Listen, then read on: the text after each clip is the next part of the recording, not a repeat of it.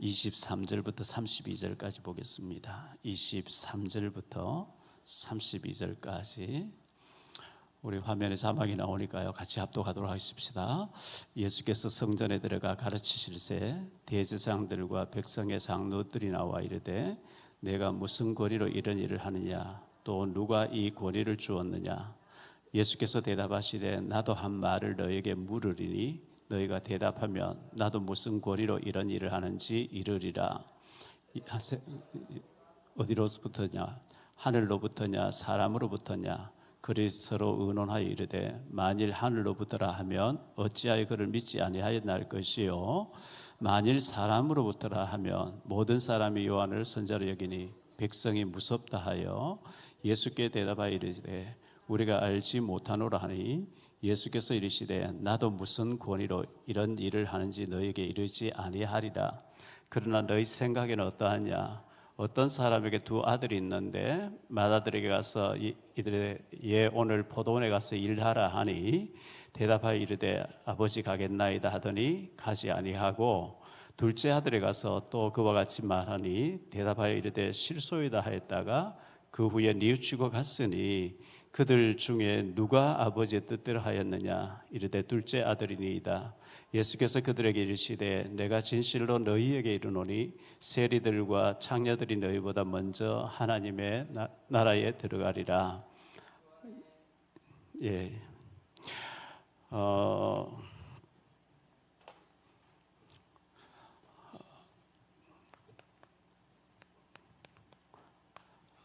하나님의 나라는 말에 있지 않고 오직 능력이 있습니다 그랬죠.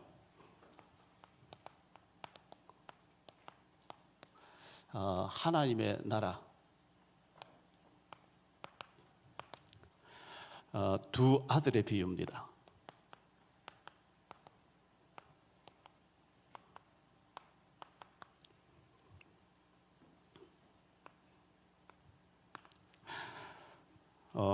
오늘 용산 집무실에 들어가게 됐는데 제가 영접시키고 양육하던 분이 뉴스 앵커로 이제 계시다가 수석으로 들어갔는데 같이 이제 말씀 공부하고 늘 국가를 위해서 기도하고 모임하던 사람들이 오늘 가서 지금 마약이 너무 확산 많이 되고 있다. 마약을 좀 강하게 단속해서 좀 했으면 좋겠다, 뭐 그런 얘기도 하고 차근법 같은 것도 이렇게 했으면 좋겠다, 이런 것을 전달하고 했는데요. 이분이 그 용산 집무실에 비서관으로 들어가고 2주 됐는데 4kg 빠지더래요. 얼마나 일이 힘들면 그렇겠어요. 일이 밖에서 볼 때는 저기 들어가서 근무하는 사람 굉장히 좋아 보이지만 잠도 못 자고 일도 많고 2주 됐는데 4kg 빠지고 죽을 지경이다, 이렇게 얘기하더라고요. 참 그렇게 힘들겠죠. 그 어제 아래 온누리교회 서울 동부 이천동에 있는 서빙고에 있는 온누리교회에서 아침 7시부터 9시까지 차근법, 차별금지법 반대를 위한 모임, 목사님들 모여서 온누리교회 이재훈 목사님하고 이제 모여서 하는데 저보고도 꼭 참석하라 해서 갔거든요. 차근법이라고, 요즘 차근법이라는 말 안 하고 한국교회 다음 세대 연합회 한다연 모임이라 이렇게 하는데요. 거기에 참여해서 지난번에 우리 교회 왔던 김정희 간사가 쭉 브리핑을 하고 이렇게 하더라고요. 우리나라에 하수 물 내려가는데 가서 물을 채취해서 테스트하는데 전체가 마약 성분이 다 나온다는 거예요. 그래서 이 정도 마약 성분이 나올, 그 전문가들 말에 이 정도 마약 성분이 나오면은 지금 마약하는 사람 100만 명이래. 100만 명 넘는데요. 보통 문제 아니죠, 이게. 큰일 났어요. 그래서 제가 오늘 또 강하게 전달했어요. 중국에 내가 아는 사람 그 단동에서 조선족이 마약 넘기다가 사형 선고를 받았는데 마약 그 자료를 많이 제공해가지고 지금 심양 옆에 무슨 감옥소에서 무기수로 했던 무기수. 우리나라 마약해도 들어갔다 금방 나오고 왜 법이 왜 이러냐, 이거. 강하게 해야 뭐 줄어들지. 외국에서는 마약 많이 하면 사형시키는데 우리나라는 너무 이 법이 약해요. 사람 죽이고도 뭐 5년 있다 툭 튀어나오고 전부 이렇거든요. 그래서 이걸 좀 강하게 해야 될 게 아니냐, 이제 그런 것도 좀 전달하고 했습니다. 수년 전에 덕평에서 합숙훈련 하는데 부부가 오셨는데 남편은 군인으로서 지뢰를 밟아가지고 다리 한쪽 잘린 그분하고 부인은 용인에 있는 어느 시골 보건소에 근무하는 분하고 그 남편 친구분이 이제 오셨는데 그 친구분 대신 홍 집사님인데요. 국방부에 계시는 분이에요. 국방 보좌관을 있으면서 육군, 공군, 해군에 이제 자금을 이렇게 분배하고 이렇게 하시는 아주 중요한 자리에 있는데 이분이 매일 저희한테 카톡에 문자 오늘의 기도, 오늘 말씀 이거 보내주는데 보면 자기 중요한 일정과 오늘 또 만나야 되는 사람 그런 사람 위해서 기도하는 장면 이런 거 보내주면서 늘 하는 얘기가 하나님 김정은이가 회개하겠어요. 저는 목사한테 하나님 김정은 완전히 참멸하게 해달라고 이제 기도하고 이 집사님은 김정은 회개하고 하나님께 돌아오게 해달라 이런 기도를. 그래서 근데 이제 오늘 제가 이제 들어가게 됐다고 좀 잠깐 볼 수 있겠냐 하니까 대통령 모시고 네덜란드 갔다가 지금 들어오는 중이라는 거죠. 그리고 목사님 그 일 보고 난 뒤에 꼭 자기한테 연락을. 그 들어가면서 휴대폰을 다 이제 보관하는데 다 넣어야 돼요. 그래서 전자 시계도 안 되고 하여튼 전부 다 보관하고 들어가서 얼마나 검열을 많이 하는지요. 그 비서관이 사진 찍는 데 가서 비 오는데 사진 찍어주는 그분이 폰으로만 찍고 그 안에 대통령 둘러 앉아서 이렇게 회의한 거기 앉아서 우리가 했는데 그 안에서 사진 촬영이 안 된대요. 그러냐고 이제 했는데 나오면서 이제 휴대폰 찾아서 하니까 밤새도록 비행기 타고 왔는데도 지금 근무하는데 바빠서 오늘 도저히 안 되겠다고 그래서 다음에 목사님 뵙시다 이렇게 그렇게 하자고 했는데요. 오늘 오신 분들 중에서 미국에서 86세 되신 교수라는데 교수 출신 이제 하는데 북한을 계속 이제 재미교포니까 북한을 드나들면서 여러 가지 일을 하시는데 손재경 목사님이 저분 아직 예수 안 믿는다고 목사님 잠깐 복음 전하라 그래서 찻집에 앉아서 복음 전하니까 내가 지금 목사들에게 얼마나 사기당해서 얼마나 돈을 많이 날리지 아냐고 너희들 복음 얘기하지 말라고 막 이렇게 거부하더라고요. 알았다고 이제 참 문제죠. 목사님들이 왜 그렇게 사기를 많이 칩니까? 보통 문제 아니죠.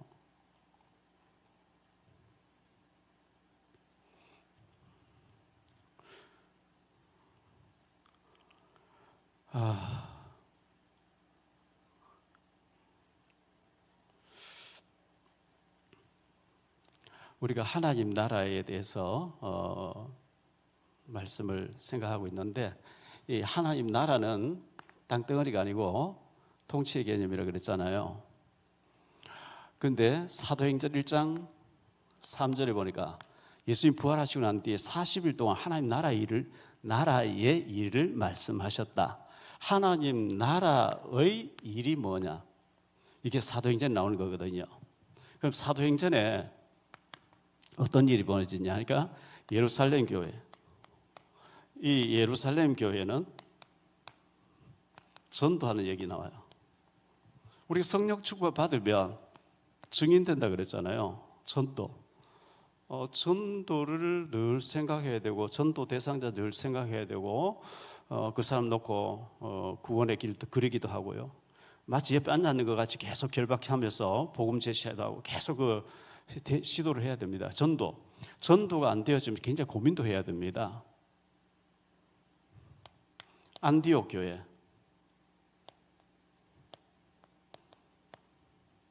선교하는 교회잖아요. 마게도냐 교회 마게도냐 교회는 집력이 많이 나오죠. 미션홈이죠. 미션홈에서 일꾼 키웠어요. 일꾼. 그리고 가는 데마다 회당을 파고들어갔다 했죠. 회당. 이거는 후대를 살리는 것이거든요. 17장 1절, 18장 4절, 19장 8절 회당. 회당은 학교예요. 아이들이 모여서 공부하는데 바울은 거기 파고들어서 말씀을 전했거든요. 그리고 로마도 보아야 되겠다. 로마 교회. 이거는 로마가 강대국이잖아요. 강대국 세계 복음화를 하는 곳인데요. 이게 19장 21절, 23장 11절, 27장 24절. 강대국, 미국이라든지 일본이라든지 중국이라든지 러시아 강대국, 앞으로 인도가 또 크게 일어나는 인도. 그리고 사도행전에는 지역 이름 나오면 반드시 제자 이름 나오고 그 제자 중심으로 지교회가 세워지는 걸 보거든요. 지교회. 그리고 미디어 사역입니다. 바울은 14권의 편지를 써보냈는데 그게 성경이 되겠어요. 그때는 영상이라는 이런 매체가 일절 없으니까 편지 써보냈는데 그게 미디어 사역이거든요. 우리가 이 미디어를 통해서 작품을 남겨야 되죠. 이게 하나님 나라 일이에요.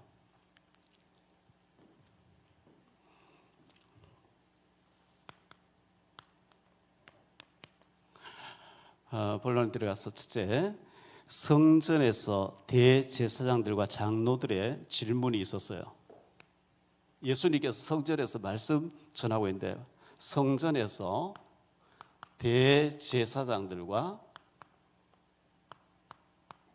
장로들의 질문.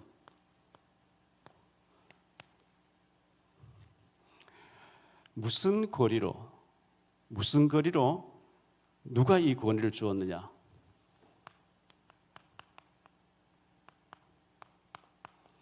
누가 그 권위를 주었느냐고 물었습니다. 자, 이렇게 묻게 된 이유가 있거든요. 앞에 마태복음 21장 12절 이하에 보면 예수님 성전에 들어가서 막 둘러 엎어버렸어요, 전부 다.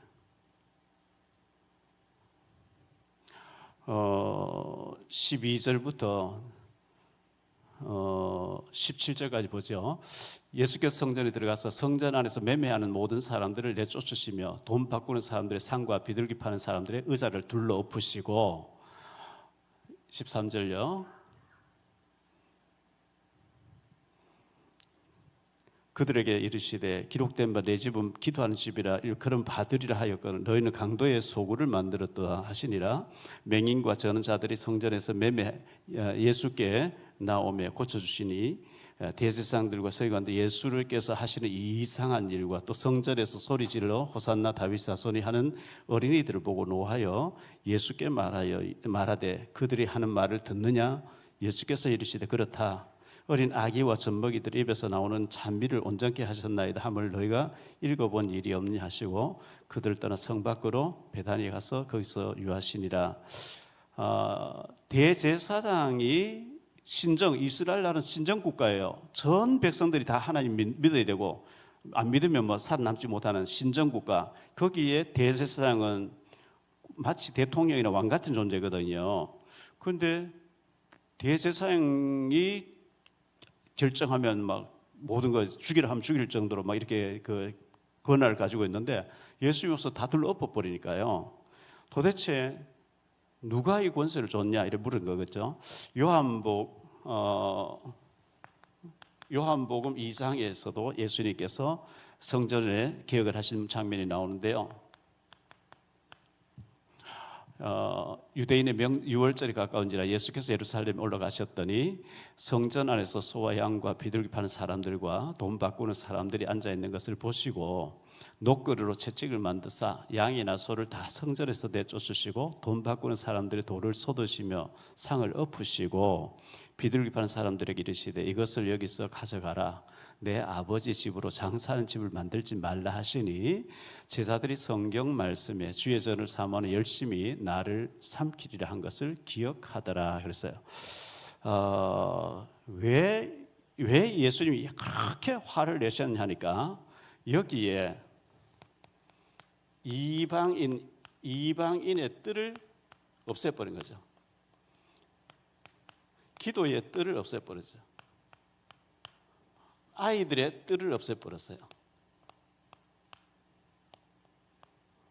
아이들 뭐 돈 안 된다고 그리고 이방인들은 인간 취급을 안 하고요. 진짜 중요한 것을 다 없애버리고 돈 바꾸면서 그 당시 세상에서 통용된 돈이 있고 성전에서 통용된 돈이 있었는데 세상에서 살다가 와서 교회에서 통용된 돈을 바꾸어 가지고 헌금해야 된단 말이죠. 그걸 돈을 바꿔주면서 많이 이제 이자를 많이 떼는 거죠. 재물을 가지고 양이나 염소나 비둘기 이런 거 파는데 좋은 거 가져오면 퇴짜를 놔버리고 자기들이 파는 그걸 사야 된다는 거죠. 예수님이 얼마나 화를 내셨는지 막 엎으시고 채찍을 내쫓고 막 뒤집은 거거든요. 그러니까 누가 네가 이렇게 할 수 있는 권위를 내 대세상 내가 안 좋은데 네가 왜 그래 하냐? 도대체 넌 누구고 왜 이렇게 하냐 이렇게 물은 거예요. 예수님의 질문이 있었어요. 거기에 대해서 예수님의 질문.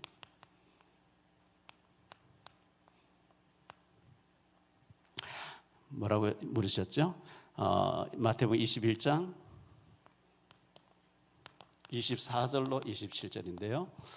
예수께서 대답하시되 나도 한 말을 너에게 물으리니 너희가 대답하면 나도 무슨 권리로 이런 일을 하는지 이르리라. 요한의 세례가 어디로부터 왔느냐? 하늘로부터냐? 사람으로부터냐? 예수님이 질문하니까 그들이 서로 의논하여 이르되 만일 하늘로부터라 하면 어찌해서 그를 믿지 아니하였나 할 것이요 만일 사람으로부터라 하면 모든 사람이 요한을 선자로 여기니 백성이 무섭다 하여 예수께 대답하여 이르되 우리가 알지 못하노라니 예수께서 이르시되 나도 무슨 권리로 이런 일을 하는지 너에게 이르지 아니하리라. 예수님이 이렇게 말씀하신 거죠. 자, 이것은 뭘 말하느냐 하면요, 양심을 속이고 거짓말하는 거죠.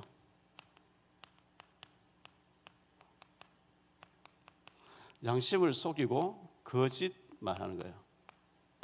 모른다, 알면서도 모른다 이렇게 얘기한 거거든요. 27절 예수께서 대답하여 이르시되 예수께 대답하여 이르시되 우리가 알지 못하노라니 예수께서 이르시되 나도 무슨 권리로 이런 일을 하는지 너희에게 이르지 아니하리라. 왜? 속이니까. 말해봐야 대화가 안 통하니까. 정치인들 우리가 많이 보잖아요. 보면 몰랐다, 못 들었다, 기억 안 난다 전부 이러잖아요. 뻔한 증거인데 기억 안 난다, 만난 적이 없다, 전부 그 거짓말이거든요. 디모데전서 4장 2절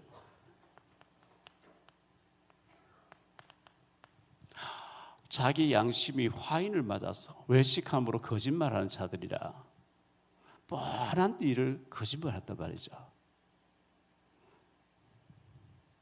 마태복음 27장 25절 백성이 다 대답하여 이르되 그 피를 우리와 우리 자손이 돌려. 예수님을 십자가에 못 박아 죽이소서, 못 박아 주시소. 본디오 빌라도가 아무리 조사를 해봐도 이 사람 죽일 죄 없어, 나는 죄를 찾지 못했다니까. 그래도 십자가 못 박게 됩니다. 나는 이 사람 피에 대해서 내가 책임지지 않겠다 하니까 그 피값을 우리와 우리 후손에게 돌려라 이러거든요. 그렇게 후손에게 돌려라 한 것 때문에 2000여 년 동안 나라 없이 유리방황하는 민족이 됐거든요. 양심을 속이는 거, 이거 얼마나 큰 죄악인지 모르죠. 그리고 예수를 십자가에 못 박고 예수님이 뒤집어엎으면 없는 게 맞는 거예요. 예수님 틀렸다면 틀린 거예요. 만밀히 기도한 집을 했다 장사치로 만들어버렸거든요. 강도의 소굴을 만들었다 그랬거든요. 그럼 회개해야 되는데 예수를 어떻게 죽일 거에 나온 거거든요.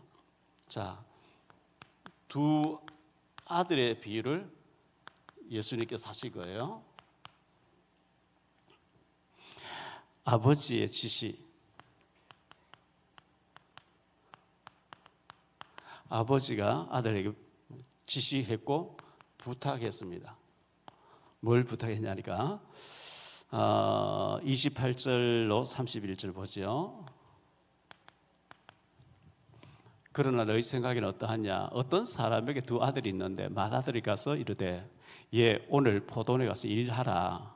그 포도 딸 때는 뭐 일해야 되잖아요. 일하라니 대답하여 이르되 아버지 가겠나이다 하더니 가지 아니하고 둘째 아들에게 또 가서 또 그와 같이 말하니 대답하여 이르되 실소이다 하였다가 그 후에 뉘우치고 갔으니 그 둘 중에 누가 아버지 뜻을 하였느냐 이르되 둘째 아들이니이다. 예수께서 그들에게 이르시되 내가 진실로 너희에게 이르노니 세리들과 장녀들이 너희보다 먼저 하나님 나라에 들어가느니라.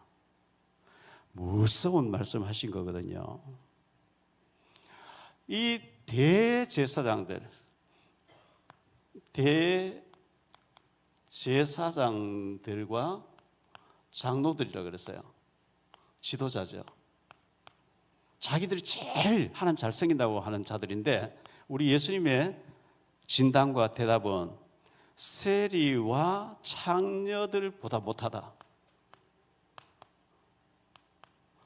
세리와 창녀들이 너희보다 먼저 하나님 나라 들어간다. 이 대제사장 입장에서 세리, 창녀, 인간 취급을 안 하고 죄인이고 구원 못 받을 자로 취급을 하지 않는데 우리 하나님의 판정은 세리와 창녀들이 하나님 앞에 더 빨라. 너희는 구원이 없어. 이렇게 말씀한 거거든요. 자, 31절, 32절 다시 한번 보죠. 그들 중에 누가 아버지의 뜻대로 하였느냐 이르되 둘째 아들이니이다. 예수께서 그들에게 이르시되 내가 진실로 너희에게 이르노니 세리들과 장녀들이 너희보다 먼저 하나님 나라에 들어가느니라. 요한이 의의 도로 너희에게 왔거늘 너희는 그를 믿지 아니하였으되 세리와 창녀는 믿었으며 너희는 이것을 보고도 끝내 뉘우쳐 믿지 아니하였도다. 예수님께서 이렇게 말씀하신 거거든요. 세리, 그 당시 세리는 로마에서 세금을 걷어서 일부는 절반 네가 먹고 절반은 나라에 바쳐라. 그 절대 애국자, 유대인들을 자기 동족을 사랑하고 애국자 이런 사람 많습니다. 일본이 우리나라 30년 지배하고 있을 때 완전히 저 조폭 같은 사람, 건달들, 아주 그 질 나쁜 사람을 일본 수사라고 하는 완장을 딱 세워주면서 일본 그리 뭐 동족을 막 괴롭히는 사람이잖아요. 그렇게 했던 것처럼 이 로마에서 세리들을 애국심이 강하고 유대민족을 너무 사랑하는 그런 사람만 쓰고 불량배들, 깡패들 이런 사람을 세리를 해가지고 절반만 들르고 절반 네가 먹어라 이래 하니까 이거 완전 흑안낸 도둑이죠. 그리고 뭐 유대인 전통 유대인들 세리가 취급을 안 했어요. 그래서 마태복음 9장 9장 11절로 13절에 보면 바리새인들이 보고 그의 제자들에게 이르되 어찌하여 너희 선생은 세리와 죄인들과 함께 잡수시느냐. 예수께서 들으시고 이르시되 건강한 자에게는 의사가 쓸데없고 병든 자에게라 쓸데있느니라. 너희는 가서 내가 긍휼을 원하고 제사를 원하지 아니하노라 하신 뜻이 무엇인지 배우라. 나는 의인을 부르러 온 것이 아니요 죄인을 부르러 왔노라 하시니라. 세리 마태집에서 잔치할 때 일어난 일들이죠. 이 창녀라고 했는데요. 창녀. 누가복음 7장에 보면요. 누가복음 7장 36절로 50절 보죠.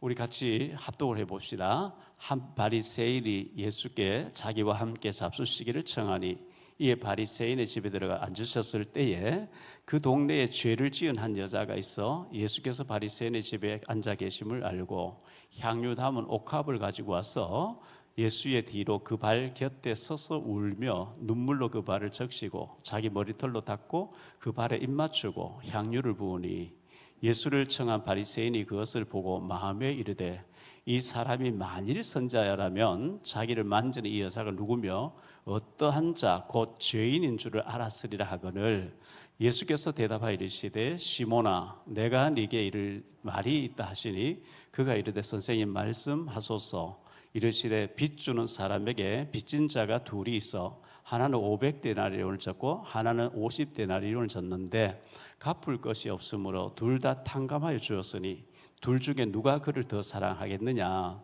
시몬이 대답하여 이르되 내 생각에는 많은 탕감함을 받은 자니이다. 이르시되 내 판단이 옳다 하시고 그 여자를 돌아보시며 시몬에게 이르시되 이 여자를 보느냐. 내가 내 집에 들어올 때에 너는 내게 발 씻을 물도 주지 아니하였으되 이 여자는 눈물로 내 발을 적시고 그 머리털로 닦았으며 너는 내게 입맞추지 아니하였으되 그는 내가 들어올 때부터 내 발에 입맞추기를 그치지 아니하였으며 너는 내 머리에 감람류도 붓지 아니하였으되 그는 향유를 내 발에 부었느니라. 그러므로 내가 네게 말하노니 그의 많은 죄가 사하여졌도다. 이는 그의 사랑함이 많음이라. 사함을 받은 일이 적은 자는 적게 사랑하느니라. 이에 여자에게 이르시되 내 죄사함을 받았느니라 하시니 함께 앉아 있는 자들이 속으로 말하되 이가 누구이기에 죄도 사하는가 하더라. 예수께서 여자에게 이르시되 내 믿음이 너를 구원하시니 평안히 가라 하시니라. 신학자들은 이 사람을 창녀였다 이렇게 해석을 합니다. 자세히 모르겠습니다만 어쨌든 그렇게 해석을 해요. 그러니까 바리새인 이 시몬이라는 사람은 자기를 만진 자 누군지 더러운 여자 너 저리 가 이렇게 해야 돼 정상인데 선지자 아니 뭐야 가짜 선지자 뭐다 이렇게 했는데 예수님 그 중심을 아시고 그렇게 비유를 하신 거예요.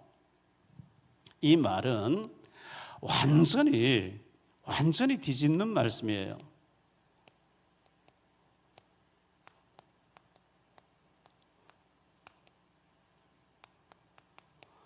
지금 바리새인들, 대제사장들, 바리새인들은 자기들이 최고로 하면 잘생긴다고 알고 있는데 이 최고의 엘리트고 최고의 어떤 지성이고 최고의 종교인들, 하나님 잘생긴다고 하는 최고의 지도자를 보고 너희들은 세리와 창녀보다 못하다 이래버렸으니까 발칵 뒤집는 그 엄청난 충격되는 말씀을 하신 거거든요.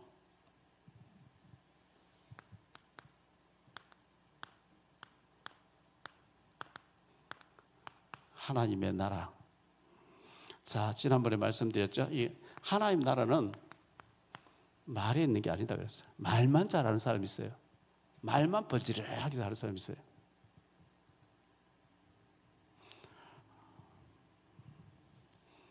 마태복음 23장 1절로 7절 주일날 받은 다시 한번 보죠. 우리 같이 합독하겠습니다. 이에 예수께서 무리와 지하들에게 말씀하여 이르시되 서기관들과 바리새인들이 모세의 자리에 앉았으니 그러므로 무엇이든지 그들이 말하는 바를 행하고 지키되 그들이 하는 행위는 본받지 말라. 그들은 말만 하고 행하지 아니하며 또 무거운 짐을 묶어 사람의 어깨에 지우되 자기는 이것을 한 손가락으로도 움직이려 하지 아니하며 그들의 모든 행위를 사람에게 보이고자 하나니 곧 그 경문띠를 넓게 하며 옷수를 길게 하고 잔치의 윗자리와 회당의 높은 자리와 시장에서 문안받는 것과 사람에게 랍비라 칭함을 받는 것을 좋아하느니라.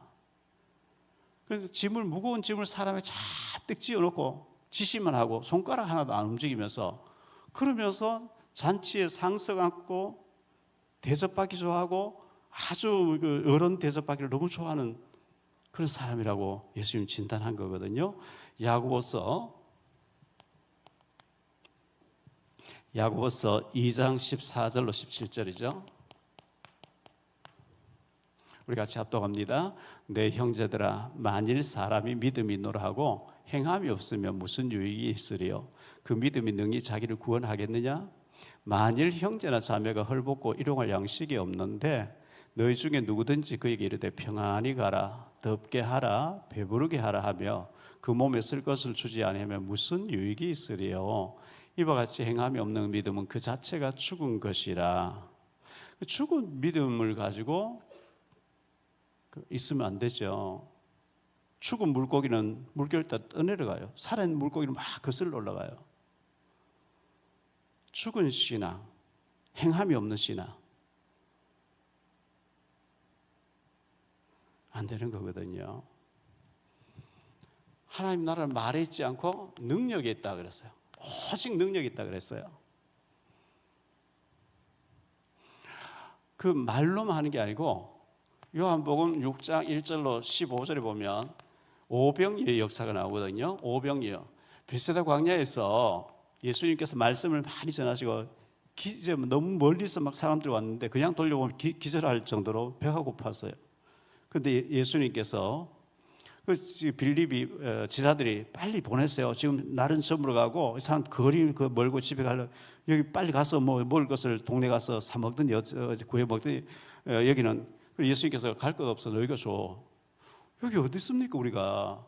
음식도 없고 돈도 없고요. 조금씩 나눠서 200데나리온 돈 200데나 돈도 없고 여기 떡도 없고 돈 있어도 살 데도 없고 안 됩니다. 이래 예수님이 빌립을 시험했죠. 빌립아 이 많은 사람 어디서 먹이겠냐? 안 됩니다 그러죠. 계산사로 탁 이래서 안 되고 저래서 돈도 없고 빵도 없고 이래서 안 됩니다. 근데 예수님이 알고 계시는 거예요. 베드로의 동생 안드레가 여기 어린아이 도시락 하나 있는데요.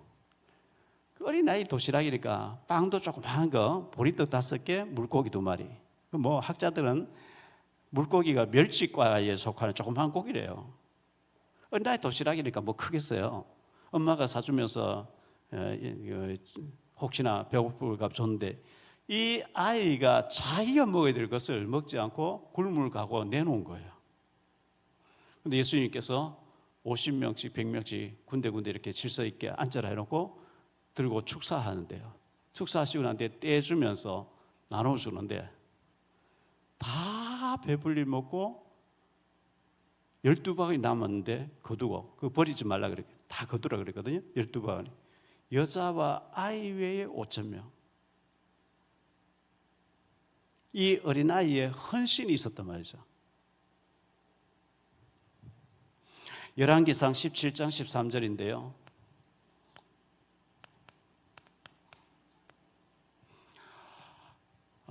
엘리야가 그에게 이르되 두려워하지 말고 가서 네 말대로 하려니와 먼저 그것으로 나를 위하여 작은 떡 1개를 만들어 내게로 가져오고 그 후에 너와 네 아들을 위하여 만들라.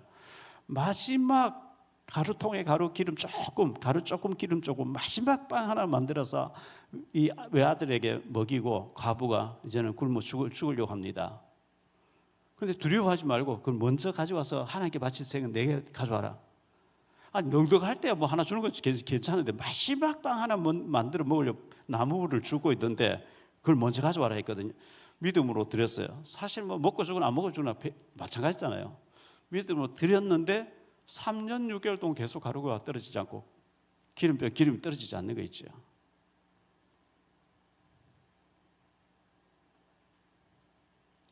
요한복음 12장에 보면 마리아의 헌신이 나오죠.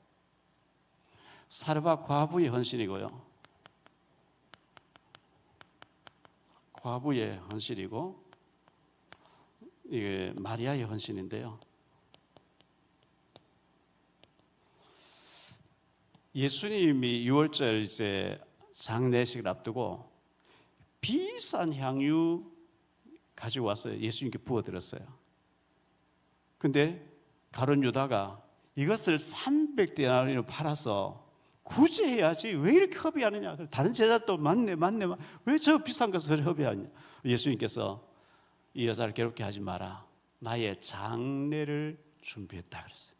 온 천하에 어디서든지 복음이 전파되는 곳에는 이 마리아가 헌신한 것도 증거되게 하겠다. 가난한 자들은 너희가 언제든지 도울 수 있지만 나는 항상 너희와 같이 있지 않아. 이 마리아가 나의 장례를 준비했다 그랬어요.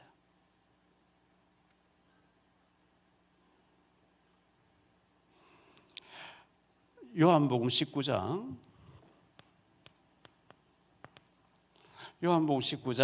38절로 42절에 보니까요. 아리마대 사람, 아리마대 부자 요셉의 헌신이 있어요. 자기가 죽으면 들어갈 돌로 판 새 무덤을 준비해놨는데 거기 예수님 모셨거든요. 아리마대 요셉이가 거기에 모시지 않았으면 예수님이 어쩌면 공동묘지에 묻혔을지도 몰라요. 근데 아리마대 요셉이 자기가 묻혀서 죽어서 묻힐 무덤을 탁 부자였으니까 무덤도 참 멋지게 했겠죠. 근데 예수님을 모셨으니 그보다 더 큰 영광이 어디 있겠습니까? 예수님 부활하셨는데. 누가복음 21장 1절로 4절에 보면 가난한 과부의 헌신 나오죠. 이름은 안 밝혀졌어요. 능력은요, 우리가 헌신하는 거, 물질을 가지고 헌신하는 거, 헌금하는 거 능력 없으면 못해요. 제가 새벽기도 시간에 얘기한 적이 있는데요. 제가 저 의성에 있을 때 성경학교 3년, 지방신학교 2년 다닐 때 같은 방에서 저는 집사람하고 애들 처갓집 맡겨놓고 70일밖에 이제 시골에 맡겨놓고 저는 자취를 읍에서 자취할 때 한 방에서 같이 자취하던 친구가 있어요. 이 친구가 골수염을 알아가지고 다리 한쪽을 자르면 괜찮으면 이게 골수 안에 그게 계속 돌아다니는데 자른다고 해서 낫는다는 보장이 없대. 그래 너무 힘드니까 어디 봉집 맞으러 가야 됩니다. 태워달라고 늘 그랬어요. 서울로 와서도 제가 계속 심부름했어요. 어느 날 이제 결혼하더니 연락 안 하더라고요. 뭐 연락 안 하니까 좋고 저는 편하고 이제 그래야 되는데 계속 연락 없다가 어쩌다 한번 뭐 이렇게 모임에 가서 만나고 이랬는데 연락 안 오다가 느닷없이 전화 와서 목사님 돈 2억이 필요한데 돈 2억 좀 빌려주세요 이러더라고요. 제가 2억이 어디 있습니까? 목사님 그 큰 교회에서 목회하면서 2억도 없습니까? 2천만 원 넣고 200만 원 내 구해서 필요하면 보내줄 수 있는데 없다. 밖에서 되게 큰 교회에서 막 되게 제가 사례를 굉장히 많이 받고 있는 줄 아는 거예요. 왜 그러냐 하니까 임대주공이 있는데 그 이제 살려고 하니까 그 원래 전세금 받았던 거기 반납하고 대출 받아야 되는데 한 2주 걸릴 건데 2주 줄 거니까 빌려달. 그래서 목사님 돈이 없으면 교회 돈이라 좀 이용했어. 근데 교회도 돈 없다. 이러고 말았어요. 여러분 우리 사업하시는 장로님들과 중직자들 저 사람 저렇게 사업을 크게 잘하니까 돈 많겠지. 빚내서 하면요 사실은 쩔쩔매는 사람 너무 많아요. 왜? 없어요. 전 빚이에요.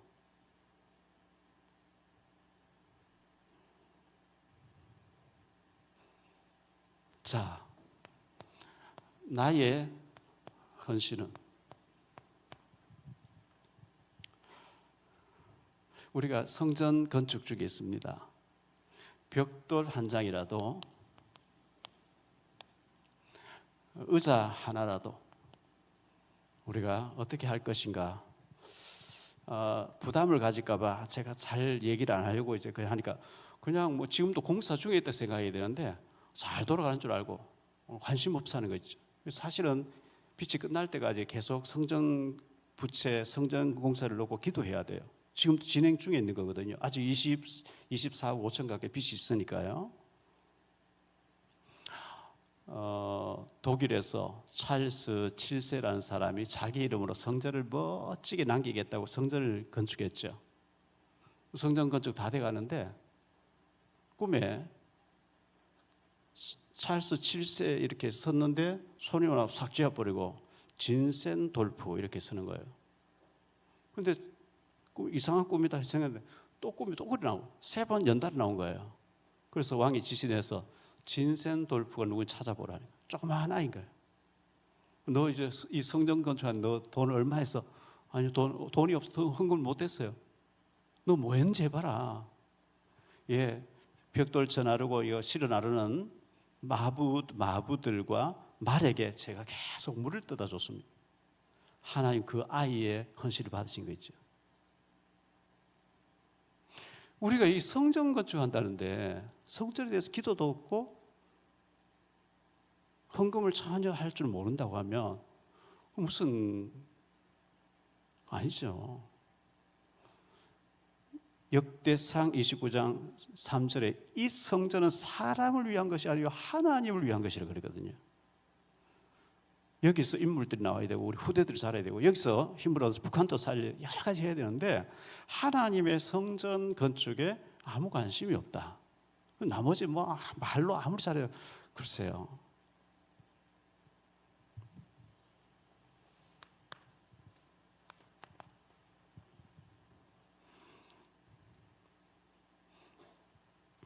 그래서 사도행전 1장 3절에 하나님의 나라의 일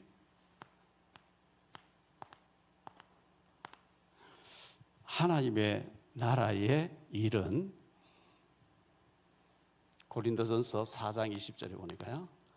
말이 아니다. 말로 하는 게 아니다. 오직 능력으로 하는 거다. 이렇게 말씀했습니다.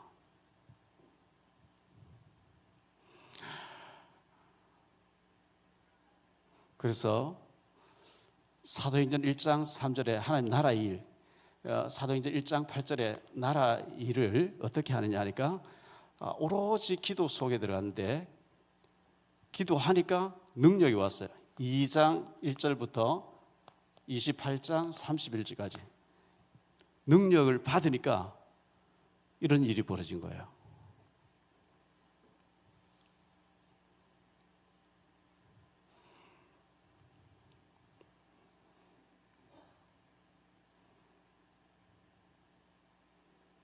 그래서 우리는 하나님 나라 일을 구체화시켜야 되겠는데 제가 골육 친척을 위해서 명단을 적어내라 그랬어요. 골육 친척, 지인, 혈맥, 인맥, 거래처 관계된 피값을 네게서 찾겠다고 하는, 내가 복음을 전해야 내가 저 사람에 대한 피에 대해서 면제받겠다고 하는 나와 관계된 사람, 불신자들, 구원 못 받은 사람들 명단을 적어내야 돼요. 그리고 기도해야 돼요. 되고 안 되고는 하나님께 하신다. 우리는 한번 전하는 거는 우리가 해야 되는 일이거든요. 그거 무시하면 큰일 나요. 그래서 이것을 우리가 적어놓고 주일 오후에 우리가 밥을 빨리 먹고 내연도에 캠프를 하려고 합니다. 기도하고 연락했던 사람들 좀 찾아뵙고 차 한잔 해도 되겠냐, 한번 만나자 이래가지고 해야 됩니다. 하고 우리 교회가 청라에 있기 때문에 청라 이 주변에 한 번이라도 자료 한 번이라도 받아봐야 되고 한 번이라도 듣게 하는 일을 다 믿어야 되는 건 아니에요. 듣게 해야 돼요. 듣고 보게 해야 되기 때문에 우리가 캠프를 하고 차를 돌리고 흑암 꺾으면서 우리가 왜 현장 나간지 하나님 아시니까 하나님이 우리를 통해서 복음 받아야 될 사람을 만나게 하실 것입니다. 그래서 제가 그렇게 했어요. 복음은, 사랑은, 믿음은 하나님 나라 일은 명사가 아니고 동사다 그랬어요. 이론이 아니고 실천이라 그랬어요.